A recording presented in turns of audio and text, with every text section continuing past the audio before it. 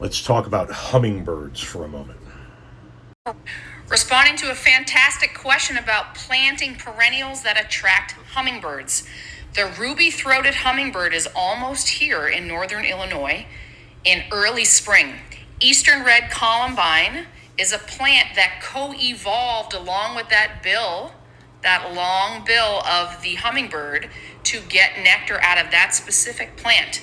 And then in late summer, you want cardinal flower when those hummingbirds are going back down south. I am also a big fan in the middle of the summer for royal catchfly.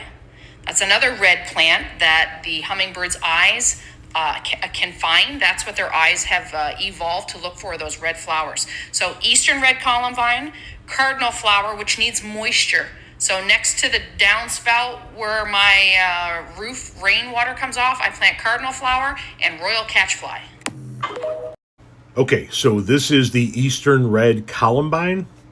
You can see what she was talking about with the long, elongated flower for the hummingbird's beak. This is what the plant looks like in total. Here's that cardinal flower she was talking about. And a little bit more of a close-up of those flowers. And then the royal catchfly bush she was talking about. Bush, it's a perennial. And a close-up of those flowers. Now, before you run out looking for these plants, remember, she's talking about northern Illinois.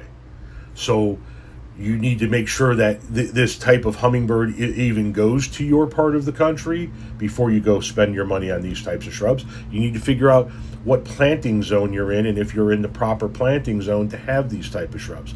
Or if there's a different type of shrub that attracts hummingbirds in your part of the world.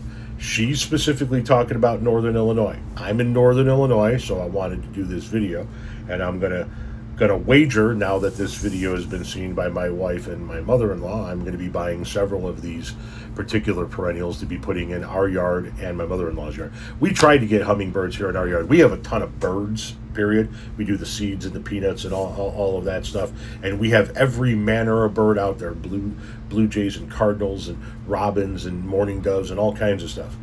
But we were never successful getting the hummingbirds here. I always thought it was because we had too much other bird activity in the backyard.